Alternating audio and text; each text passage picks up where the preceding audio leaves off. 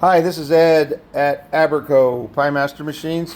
I want to just do a quick video right here. I'll apologize up front for the lack of quality of it. Trying to do this by myself with a phone in one hand and tools in the other. Anyways, if you have a smaller mold size, around I think it's 6 ounces or smaller, you'll get this little drawing in with your owner's manual that shows these cam stops. They're right there. What they do is with the smaller molds, I won't get into why this is, it holds them in the starting position you want. So you can see as the molds come together, that set screw hits that stop and it holds them there for you to put your dough on. And then when you turn the handle, which would normally be positioned onto here, when you turn the handle, you just have to kind of force your way through that resistance right there created by that interference with the set screw, and then roll your molds with the handle. So they come around and then hit again and stop the molds where you want them. So you can adjust this screw out. It just has a set screw or a lock nut and a set screw, and you can adjust that out and change the angle of where the two stops meet. So you can position the molds up a little wider or a little dive in the where they meet. You can make it a little more of a sharper angle, which will make for a smaller pie. The more open they are, makes for a little bigger pie. So anyways, that's what that does, and that's what that drawing is supposed to depict. So if you're switching between a smaller mold size like these, where you need these, and then you're going to a large mold size where these will actually be in the way, all you have to do is just loosen this set screw on one side and just turn it out of the way, and then go on with your business. So a lot of people will mark the cam and the shaft where they line up, so they don't have to recalculate it every time and futz around with it. You just get the alignment marks to line, and then tighten it back down, loosen the set screw, and get it out of the way when you go to the larger molds.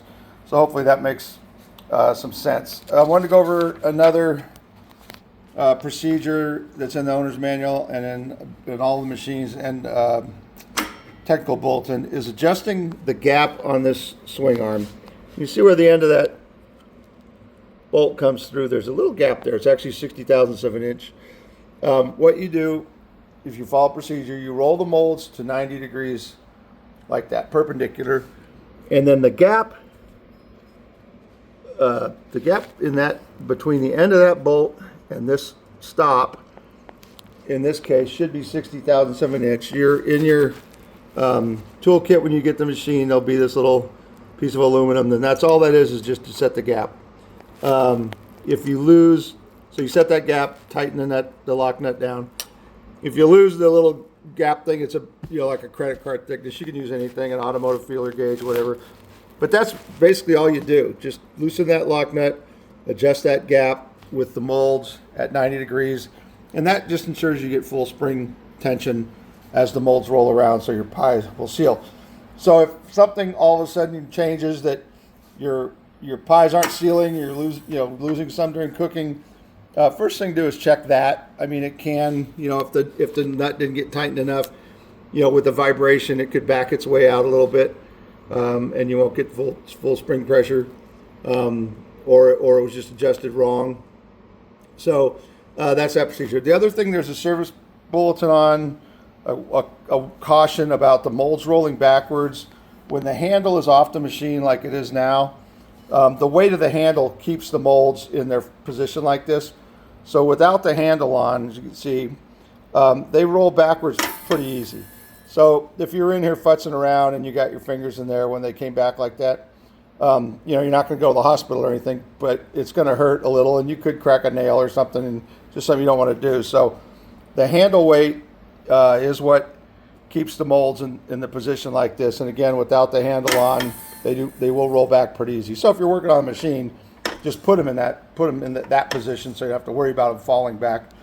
Also on the handle, there's two holes in the handle shaft, and that is with the larger molds, you want to put the handle in the 90, like a 90-degree position like this. So you have more, the handle weight will keep the larger molds from rolling backwards. And with the smaller ones, you could put it up at this angle in the other hole, and it gives you a little more mechanical advantage when you're rolling them around. So that's it, but as you can see, they roll back pretty easy without the handle, so just be aware of that. And that's it. If you have any questions about this stuff, of course, give us a call. If you order your machine with larger molds that do not require the cam stops, then they will not be on the machine. So if you bought a machine with larger molds and then you decide you want to make a smaller pie, we will send you the cam stops included with the smaller mold set, and we don't charge extra for them when you buy the mold set. But that's about it. So hopefully that clears that up a little bit. I think this drawing is fairly, understandable, but it's not intuitive, I guess I'd say. So anyways, give us a call if you have any questions. Thank you.